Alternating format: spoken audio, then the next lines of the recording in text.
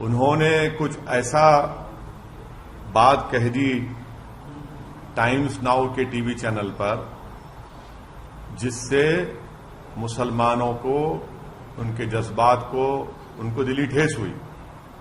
10 दिन के बाद कैसे ख्याल है प्रधानमंत्री को, जबकि हर प्राइम टाइम शो लोग बोलते हैं प्रधानमंत्री खुद बैठकर देखते हैं।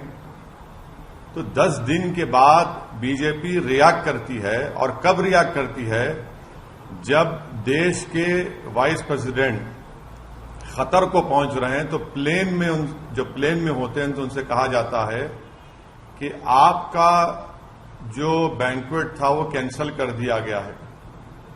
तो जब देश के वाइस प्रेसिडेंट खतर में होते हैं, खतर की सरकार हमारे देश के एम्बेसडर को बुलाकर उनसे कहती है कि आप माफी चाहें, क्योंकि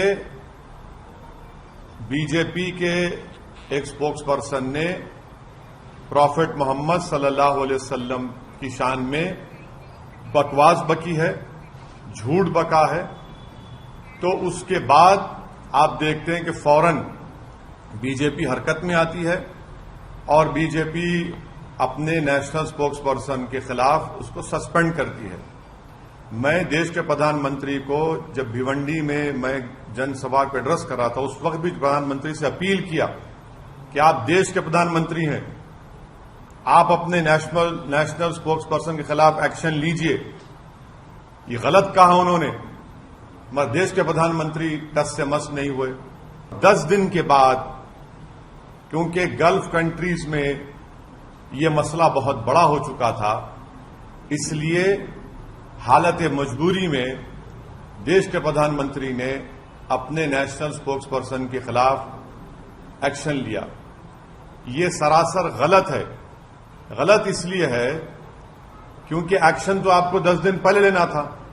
जब मैं बहैसियत एक भारत के इंडियन सिटीजन के, मेरा मजहब मुसलमान, मैं मुसलमान हूं, हम आपसे अपील कर रहे हैं, डिमांड कर रहे हैं कि आप एक्शन लीजिए। अब एक्शन नहीं लेते आप,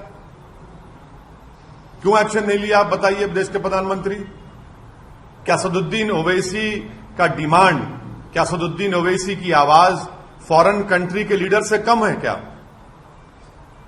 आप मेरे प्रधानमंत्री हैं, आपको मेरी बात सुननी चाहिए।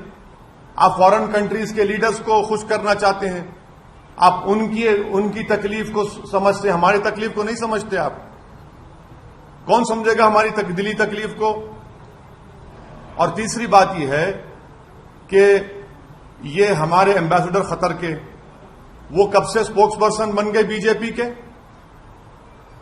वो कब से कहना शुरू कर दिए फ्रिंज एलिमेंट? वो क्या, ये भारत की जो हमारे जो एमईए का डिपार्टमेंट है, चाइना की तरह अलग है ना। चाइना में तो जो एम्बेसडर होता है वो सीपीपी पार्टी का मेंबर होता है। ये कब से हो गया कि एम्बेसडर अब बीजेपी का मेंबर हो चुका है क्या? एम्बेसडर होता है, एमईए के मातहत आता है। ऐसा दिख रहा है कि चाइना का सीपीपी का model Narendra Modi foreign ministry में एक्सटर्नल में इंप्लीमेंट कर रहे हैं। फ्रिंज कैसा होगा बताइए? नेशनल स्पोक्स पर्सन है, फ्रिंज कब से हो गया? और पांचवी बात, ये फ्रिंज खुद मेन स्ट्रीम है, फ्रिंज खुद मेन स्ट्रीम है। छठी बात यह है कि हमारे देश के जो नागरिक इन गल्फ कंट्रीज में रहते हैं वो 34,20,000 के करीब रहते हैं। यूएई में खुद 34,20,000, सऊदी अरेबिया में 25 लाख, यूनाइटेड स्टेट्स में 12,80,000, कुवैत में 10,29,000, ओमान में 7 लाख, कतर में 7.5 लाख, नेपाल में 5 लाख, यूनाइटेड किंगडम में 3.5 लाख करीब, सिंगापुर में 3.5 लाख, बहरीन में 3,23,000, और जितने टॉप 10 एनआरआई डेस्टिनेशन है उसमें 6 के 6 ये गल्फ कंट्रीज में है।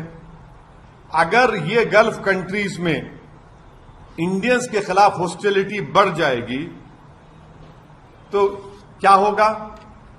अगर ये लोग हॉस्टिलिटी शुरू कर देंगे और हेट वायलेंस वहां पर शुरू हो जाएगा इंडियंस के ऊपर, तो कौन जिम्मेदार है? प्रधानमंत्री जी बताइए। और देश को 55% रेमिटेंस यही कंट्री से आता है जिसका मैंने भी नाम लिया। क्या कर रहे हैं? कौन सी फॉरेन पॉलिसी है प्रधानमंत्री जी आपकी? 56 इंच की सीना की फॉरेन पॉलिसी। आपने देश की फॉरेन पॉलिसी को बर्बाद कर दिया। जो डोमेस्टिक हेट पॉलिटिक्स है वो फॉरेन पॉलिसी को आप कन्वर्ट कर दिए उसको, और उसका खैमियाजा हम देख रहे हैं कि कभी ऐसा नहीं हुआ कि देश के एम्बेसडर्स को कंट्रीज बुलाकर कह रहे हैं कि आपने गलत कहा, डिमार्च दे रहे हैं कि आप माफी चाहिए, आप माफी चाहिए। ईरान के फॉरेन मिनिस्टर आइंदा हफ्ते आने वाले हैं। ईरान हमारे देश के एम्बेसडर को बुलाकर बोलता है कि आपने प्रॉफेट मोहम्मद सल्लल्लाहु अलैहि वसल्लम की इंसल्ट की है, माफी चाहिए। वाइस प्रेसिडेंट खतर में है, उनकी खतर मौजूदगी में एम्बेसडर को बुलाकर कहा जाता है कि इतनी बड़ी बेइज्जती भारत की।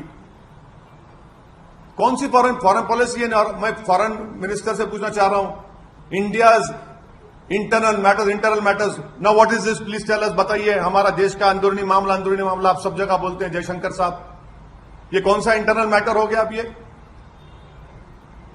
ये इस तरह के बयानात देकर 10 दिन तक खामोश बैठकर और भारत के मुसलमानों को उनकी आवाज को नहीं सुनना प्रधानमंत्री की, ये प्रधानमंत्री भारत के मुसलमानों की नहीं बल्कि भारत के शहरियों की बेइज्जती कर रहे हैं। हम 10 दिन से पुकार रहे हैं, एफआईआर रजिस्टर करा रहे हैं कि एक्शन लीजिए, एक्शन लीजिए, मगर आप अब एक्शन किस पे लेते? कानपुर पे एक्शन लेते जहां पर 34 मुसलमानों पर एनएसए लग गया, और आपके स्पोक्स पर्सन आराम से अपने घर में बैठिए, कोई उन पर एक्शन नहीं लेगा। अगर आज कोई फेसबुक पोस्ट पर या ट्विटर पर देश के प्रधानमंत्री के बारे में अनाप शनाप बक दे तो 24 घंटे के अंदर उसको अरेस्ट कर लिया जाता है, जेल में डाल दिया जाता है। कि देश के प्रधानमंत्री को अगर कोई अनाप शनाप बकेगा और प्रॉफेट मोहम्मद के बारे में अनाप शनाप बकेगा तो आप एक्शन नहीं लेंगे, देश के प्रधानमंत्री पे लेंगे।